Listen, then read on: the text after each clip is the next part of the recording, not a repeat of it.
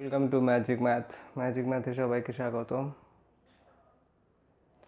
তো কিছুক্ষণ আগে আমরা যেটা বলেছিলাম বা আগের ক্লাসে যেটা আমরা বলেছিলাম যে আর যদি কোনো একটা সেট এ হয়, আর এর subset of A cross A Kardashian প্রোডাক্টের সাবসেট হয়ে গেলে আর হবে এ সেটের উপর একটা সম্বন্ধ বা রিলেশন। এবং আরকে আমরা ডিফাইন আরকে দেখাচ্ছিলাম এইভাবে যে আর হচ্ছে সেই সমস্ত এক্স ওয়াইয়ের কালেকশন যেখানে এক্স ওয়াইটা এ এর মধ্যে আছে, এক্স ওয়াই বিলংস টু এ। আর দ্বিতীয় ক্ষেত্রে আমরা যেটা বলেছিলাম যে ডোমিনিয়ন বা ক্ষেত্র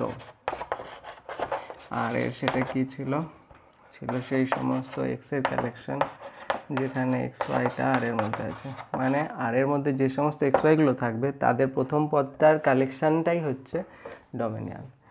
আর রেঞ্জ বা পাল্লা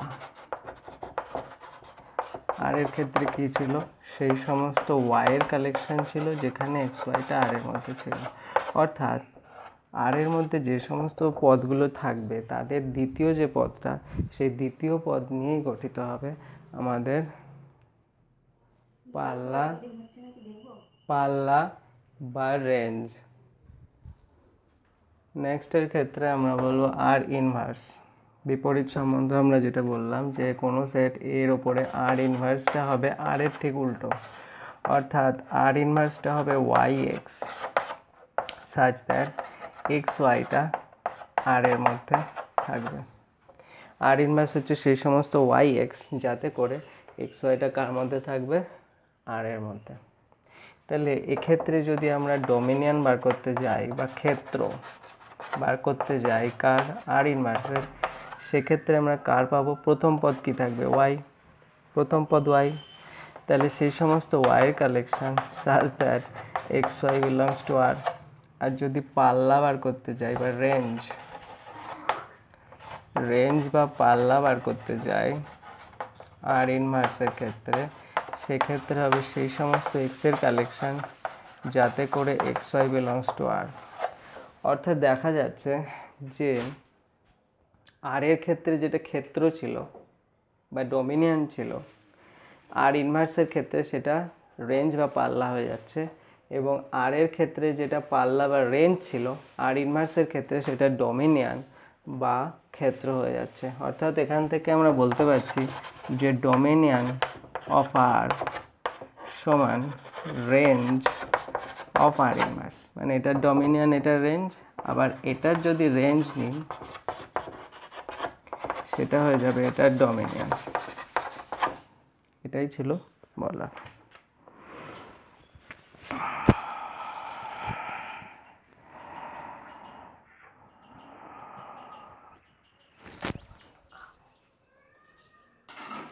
আর একটা ইম্পর্টেন্ট কথা যেটা এখানে বলার, যে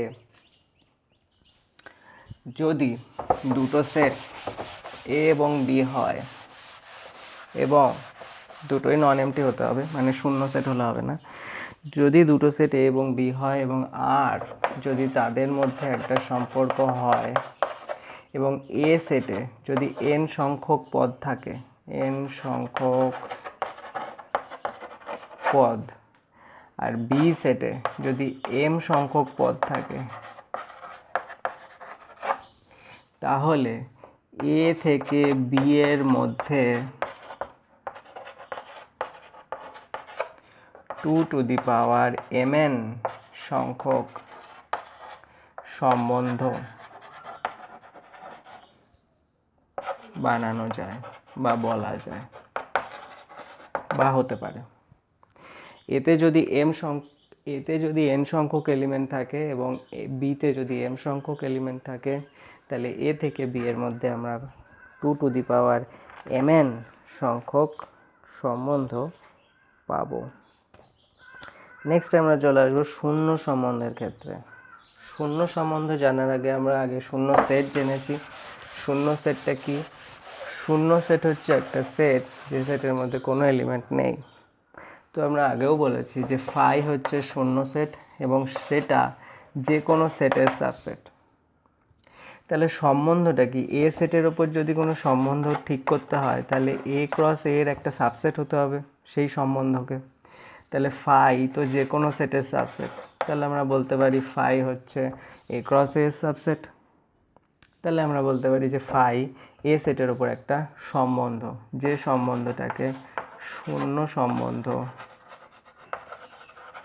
বা ভয়েড অর নাল রিলেশন বলে।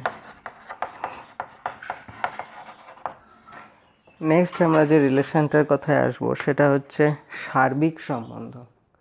আরও একটা সাবসেট হয়, আমরা জানি যে প্রত্যেক সেট তার নিজের সাবসেট। এখন এ ক্রস এ কার্টেশিয়ান প্রোডাক্ট, এটা নিজেও তো একটা সেট, অর্থাৎ আবার এ ক্রস এ এই সেটটা এর নিজেরই সাবসেট, অর্থাৎ এইটা যদি এর সাবসেট যেহেতু, তাহলে এটা এই সেটের উপর একটা সম্বন্ধ, অর্থাৎ এটা এ সেটের উপর একটা সম্বন্ধ। এইটা যে সম্বন্ধ, এই সম্বন্ধটাকে বলা হয় সার্বিক সম্বন্ধ বা ইউনিভার্সাল রিলেশন। এটাকে বলে সার্বিক সম্বন্ধ বা ইউনিভার্সাল রিলেশন। নেক্সট আমরা আসবো একক সম্বন্ধ। ধরা যাক এ একটা নন এমটি সেট, এ একটা নন এমটি সেট, তার উপরে আমরা একটা সম্বন্ধ এমনভাবে ডিফাইন করছি যেটাকে লিখছি আই এ। এই সম্বন্ধটা কিভাবে ডিফাইন করছি, সেই সমস্ত এক্স এক্সের কালেকশন যেটা এক্সটা এর মধ্যে আছে।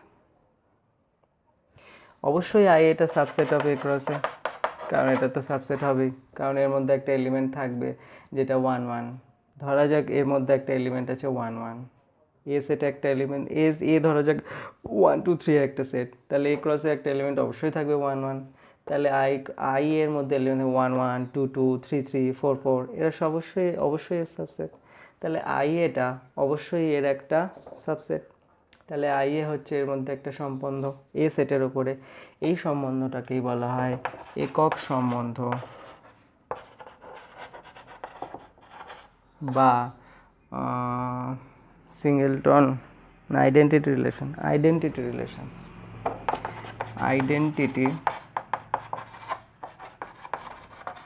রিলেশন অর্থাৎ যদি কোনো এরকম হয় যে আইডেন্টিটি রিলেশনের ক্ষেত্রে আমরা এরকম যদি পাই আই এ হচ্ছে সেই সমস্ত X Y such that X Y belongs to A, তাহলে কিন্তু এখানে X is equals to Y হবে। মানে এই যে অর্ডার পেয়ার এর দুটো পদই সমান হতে হবে, তবে গিয়ে আমরা একটা আইডেন্টিটি রিলেশন পাবো। সাপোজ একটা সেট, ধরো একটা দেখা যাচ্ছে, দেখা যাচ্ছে, আচ্ছা মুছেই করি।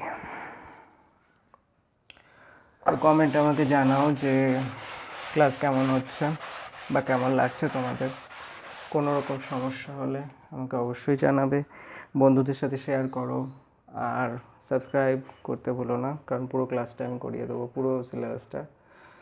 লাইক করো যদি ভালো লাগে। এ একটা সেট যেটা 1 2 3 4 আছে, ওকে। এর উপরে আমরা একটা যে কোনো রিলেশন নিলাম আর, সাপোজ, যার মধ্যে এলিমেন্টগুলো হচ্ছে 1 1 2 2 3 3 এইটুকু। তাহলে কি আর কে আমরা এ সেটের উপরে একটা আইডেন্টিটি রিলেশন বলতে পারি?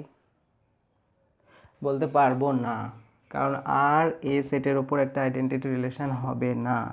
তার কারণ এখানে একটা টার্ম আছে দেখো 4, এই 4-এর জন্য যে কার্টেশিয়ান প্রোডাক্টে 4 4 আসবে সেটা কিন্তু আর এর মধ্যে নেই, সেটা আর এর মধ্যে নেই। এবার যেহেতু এটা আর এর মধ্যে নেই, অতএব এটা হতে পারবে না একটা আইডেন্টিটি রিলেশন। আইডেন্টিটি রিলেশন হতে গেলে যে সেটের ওপর আমরা আইডেন্টিটি রিলেশন ডিফাইন করব, সেই সেটের প্রত্যেকটি এলিমেন্টের জন্য তার এই সম্পর্কটা স্যাটিসফাই হতে হবে। মানে যদি প্রত্যেকটা এক্সের জন্য, মানে ফর অল বা for each X belongs to এর জন্য এক্স এক্স এইটা থাকতে হবে ওই সম্বন্ধের মধ্যে। যদি এরকম হয় তবেই এই সম্বন্ধটা হবে একটা আইডেন্টিটি রিলেশন বা একক সম্বন্ধ। নেক্সট আমরা চলে আসবো একটা রিফ্লেক্সিভ রিলেশন বা সসম সম্বন্ধ। সসম সম্বন্ধের ক্ষেত্রে কি বলছি আমরা, দেখো এটা অনেকটা আইডেন্টিটি রিলেশনের মতোই, কিন্তু এটা কনফিউশন হওয়ার কোনো জায়গা নেই, আমি ক্লিয়ার করে দেবো। ধরা যাক একটা সেট, এই সেটের ওপরে এই সেটের প্রত্যেকটা এলিমেন্ট এ বিলংস টু এ এর জন্য যদি এরকম দেখা যায় একটা রিলেশন আমি পাই যাতে করে এটা আর এর মধ্যে আছে, ওই রিলেশনটা আর এর মধ্যে আছে, তবে এই আরটাকে আমরা বলবো এ সেটের একটা সসম বা রিফ্লেক্সিভ রিলেশন। হলো রিফ্লেক্সিভ বা সসম সম্বন্ধ আচ্ছা, তাহলে রিফ্লেক্সিভ বা সসম কি বলবো, প্রত্যেক এ ওর মধ্যে থাকার জন্য আমরা এটা ওর মধ্যে থাকতে হবে। উদাহরণ দেওয়া যাক, কিছু উদাহরণ দেওয়া যাক, তাহলে জিনিসটা ক্লিয়ার হয়ে যাবে। ধরা যাক ডেল্টা হচ্ছে একই সমতলে অন্তর্গত সমস্ত ত্রিভুজের, মানে সমস্ত ত্রিভুজ।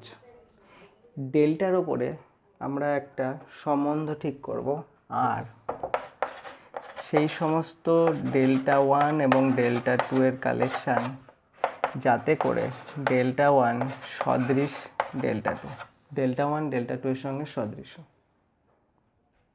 ওকে, এখন আমরা চেক করব এই যে সম্পর্কটা, এই সম্পর্কটা ডেল্টার ওপরে সসম না সসমান। এটা অবশ্যই একটা সসম, কারণ তোমরা দেখতে পাচ্ছ একটা ত্রিভুজ তার নিজের সঙ্গে অবশ্যই সদৃশ্য হবে, একটা ত্রিভুজ তো তার নিজের সঙ্গে সদৃশ্য হবেই। অর্থাৎ আমরা বলতে পারবো যে ডেল্টা 1 যদি এর মধ্যে থাকে, ডেল্টা 1 যদি এর মধ্যে নিই, ডেল্টার মধ্যে থেকে যদি ডেল্টা মানে হচ্ছে একই সমতলের সমস্ত ত্রিভুজ, সেখান থেকে যে কোনো একটা ত্রিভুজ যদি ডেল্টা 1 তুলে নিই, তাহলে আমরা সেই দেখাতে পারবো যে ডেল্টা 1টা আর এর মধ্যে আছে, মানে ডেল্টা 1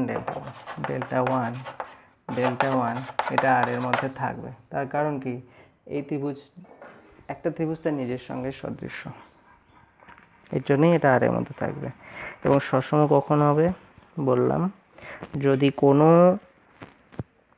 পদ নিই তার জন্য, কোনো পদ যদি এ নিই তার জন্য এটা ওই সম্বন্ধের মধ্যে থাকতে হবে। যদি আমরা একটা সেট নিই এল, ক্যাপিটাল এলটা কি, ক্যাপিটাল হচ্ছে একই সমতলে অঙ্কিত সমস্ত সরল রেখার সেট। এলটা যদি একই সমতলে অঙ্কিত সমস্ত সরলরেখার সেট হয় এবং আর কে আমরা এল এর উপর এমনভাবে ডিফাইন করব, দুটো সরলরেখা এই সেট থেকে তুলে নেব L1 এবং L2, যেটা করে কি L1 L2 এর ওপর পারপেন্ডিকুলার, মানে L1 L2 এর ওপর লম্ব। তাহলে দেখো এই সম্বন্ধটা কি সসম হবে? এটা কখনোই সসম হবে না, কারণ আমরা একটা সরলরেখা L1 যদি L এর মধ্যে থেকে তুলি, তাহলে L1 এই জিনিসটা কি আর এর মধ্যে থাকবে না। তার কারণ একটা আর এর মধ্যে কারা থাকবে, সেই সমস্ত অর্ডার পেয়ার বা সেই সমস্ত পদগুলো থাকবে বা সেই সমস্ত সরলরেখাগুলো দুটো থাকবে যারা একটি আরেকটির ওপর লম্ব। তাহলে যদি আমরা একটা সরলরেখা তুলি, সেই সরলরেখাটা কি আর এর মধ্যে থাকবে না, কারণ আর এর মধ্যে থাকতে গেলে এই কন্ডিশনটা স্যাটিসফাই করতে হবে। কিন্তু একটা সরলরেখা কি তার নিজের ওপরেই কখনো লম্ব হয় না। অর্থাৎ এই সম্বন্ধটা এল সেটের ওপরে সসম সম্বন্ধ হলো না। ঠিক আছে, এইবার সসম আর আইডেন্টিটি রিলেশন, এটা নিয়ে যে কনফিউশনটা আছে সেটা নিয়ে আমরা একটু আলোচনা করব।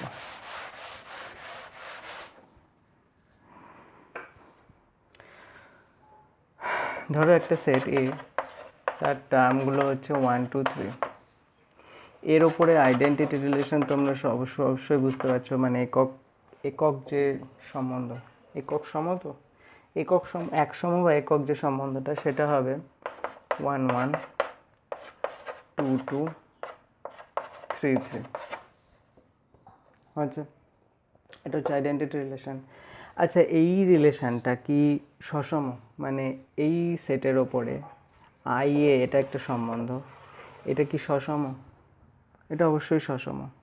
কারণ কি সসম হওয়ার কন্ডিশন, এ সেটের ওপরে আর একটা রিলেশন কখন সসম হবে?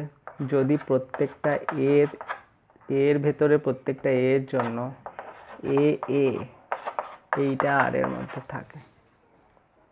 কন্ডিশন এটাই ছিল। তাহলে আমরা দেখতে পাচ্ছি, দেখো 1 এর মধ্যে আছে, তাহলে 1 1 এর মধ্যে আই এর মধ্যে আছে, 2 এর মধ্যে আছে, 2 2 এর মধ্যে আছে, 3 এর মধ্যে আছে, 3 3 এর মধ্যে আছে। অর্থাৎ এটা অবশ্যই একটা সসম, এটা একটা সসম রিলেশন, কিন্তু অ্যাকচুয়ালি এটা আইডেন্টিটি রিলেশন।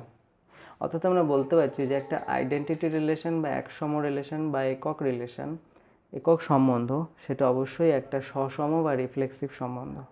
কিন্তু বিপরীতটাও কি হবে? দেখো, এ সেটের উপর আমরা একটা রিলেশন লিখছি আর দিয়ে, বা সম্বন্ধ লিখছি আর দিয়ে, যেটার মধ্যে কি আছে? 1 1 2 2 3 3 2 3 3 1। ধরো এই হচ্ছে আর একটা সম্বন্ধ। অবশ্যই এটা একটা সাবসেট,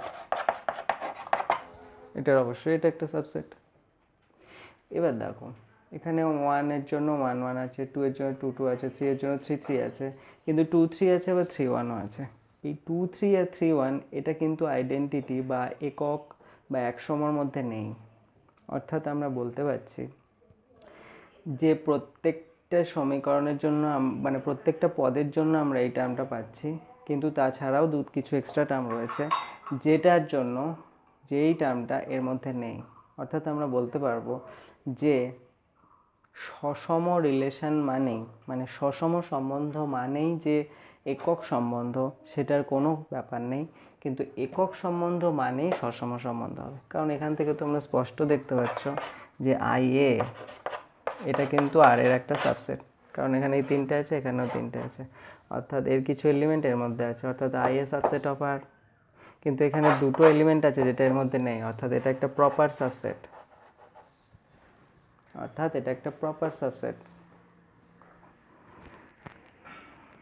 হলো?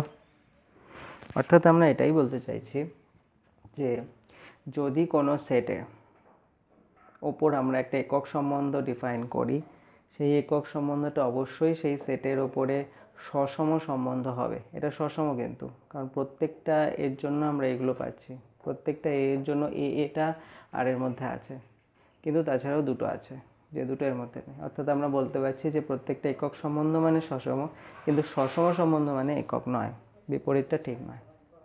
ওকে, অর্থাৎ আমরা দেখতে পেলাম যে কোনো সেটে যদি যতগুলো টার্ম থাকবে, কতগুলো পদ থাকবে, তার একক সম্বন্ধে ঠিক ততগুলো পদ থাকবে, কিন্তু তার সসম সম্বন্ধে তার সেই কটাই বা তার বেশি পদও থাকতে পারে।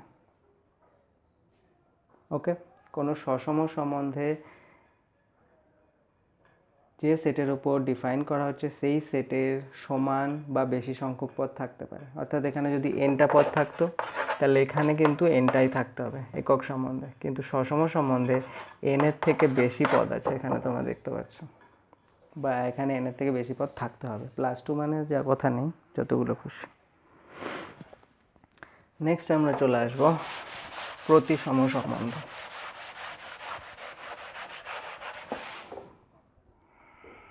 বন্ধুদের সাথে শেয়ার করো আর সাবস্ক্রাইব আর লাইক করে দাও, পরের ক্লাসগুলো আরও ভালো হবে এবং পুরো সিলেবাসটাই আমরা কমপ্লিট করব।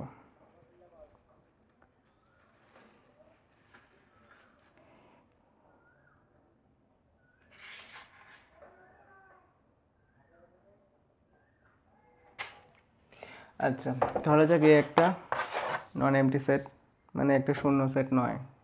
এই সেটের উপর আমরা একটা রিলেশন ডিফাইন করছি আর। যদি আর সেটের এ সেটের উপর এই রিলেশনটা আর এরকম হয় যে এ বি আর এর ভেতরে আছে, এটা ইমপ্লাই করছে বি এটাও আর এর ভেতরে আছে। মানে এ বি কিন্তু for all A B belongs to A, মানে এ বি এর মধ্যে থেকে আমরা যতগুলো টার্মই তুলি না কেন, সেই টার্মের জন্য যদি এ বিটা আর এর মধ্যে থাকে এবং এটা ইমপ্লাই করে যে বি এটাও আর এর মধ্যে আছে, অর্থাৎ এটাকে আমরা এভাবে বলতে পারি, অর্থাৎ এ আর বি, এ বি এর সঙ্গে আর সম্বন্ধে সম্বন্ধিত হলে, যদি এরকম হয় যে বিও আর এর সঙ্গে আর সম্বন্ধে সম্বন্ধিত হবে for all A B belongs to A, তাহলে আমরা এই সম্বন্ধ আর এটাকে বলবো প্রতিসম সম্বন্ধ বা সিমেট্রিক রিলেশন।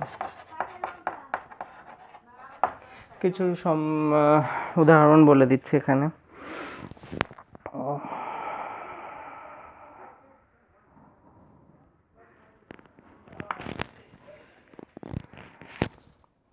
লম্ব হওয়ার যে গল্পটা আমরা বলেছিলাম যে এল হচ্ছে সেই সমস্ত একই সমতলে অঙ্কিত সমস্ত সরলরেখার সেট, সেখান এই এল এর ওপর যদি আমরা আর একটা এমন সম্পর্ক ডিফাইন করি যাতে করে L1 L2 such that L1 perpendicular L2, L1 L2 এর ওপর লম্ব, যদি এরকম আমরা একটা সম্পর্ক নিই, তাহলে তোমরা দেখতে পাচ্ছ যে L1 L2 যদি এর মধ্যে থাকে, তার মানে এটা কি যে L1 পারপেন্ডিকুলার L2, L1 যদি L2 এর মধ্যে পারপেন্ডিকুলার হয়, এটা মানে আমরা লিখতেই পারি যে L2 পারপেন্ডিকুলার L1, মানে এই সরলরেখাটা যদি এর ওপর লম্ব হয়, তাহলে উল্টো দিক থেকে দেখতে গেলে এই সরলরেখাটাও তো এর ওপর লম্ব হচ্ছে, অর্থাৎ L1 যদি L2 এর ওপর লম্ব হয়, তাহলে L2 L1 এর ওপর লম্ব। অর্থাৎ আমরা বলতে পারছি L1 L2 যদি আর এ থাকে, তাহলে L2 L1ও আর এর মধ্যে থাকবে। অর্থাৎ আমরা দেখতে পেলাম L1 L2 আর এ থাকলে L2 L1ও আর এ থাকবে। অর্থাৎ এই যে রিলেশনটা আর, এটা এল এর ওপর একটা প্রতিসম সম্পর্ক, প্রতিসম বা সিমেট্রিক রিলেশন।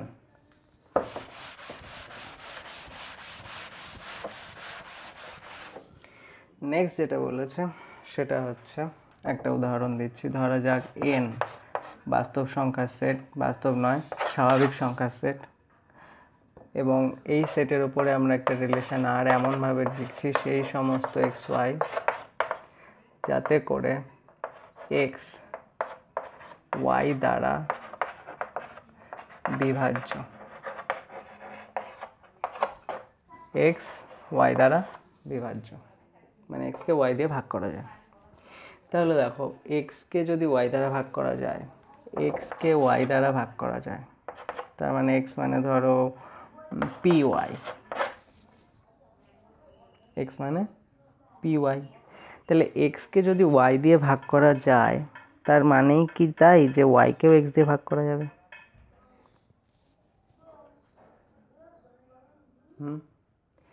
এক্সকে যদি ওয়াই দিয়ে ভাগ করা যায়, তার মানে কি তাই যে ওয়াইকেও এক্স দিয়ে ভাগ করা যাবে? সেটা কিন্তু যাবে না, কারণ দেখো 3 আর 6 এটা কিন্তু আর এর মধ্যে আছে, সরি 6 3 এটা আর এর মধ্যে আছে, কারণ 6কে 3 দিয়ে ভাগ করা যায়। এই যে আমি বলেছি যে এক্সকে ওয়াই দিয়ে ভাগ করা যায়, তার মানে 6কে 3 দিয়ে ভাগ করা যায়, কিন্তু 6 3 আর এর মধ্যে আছে মানে কি 3 6 আর এর মধ্যে আছে? 3কে কি 6 দিয়ে ভাগ করা যায়? স্বাভাবিক সংখ্যার ক্ষেত্রে যায় না, কারণ এখানে প্রথমেই বলা হয়েছে যে এটা একটা স্বাভাবিক সংখ্যার উপরে ডিফাইন করা হচ্ছে, হবে না।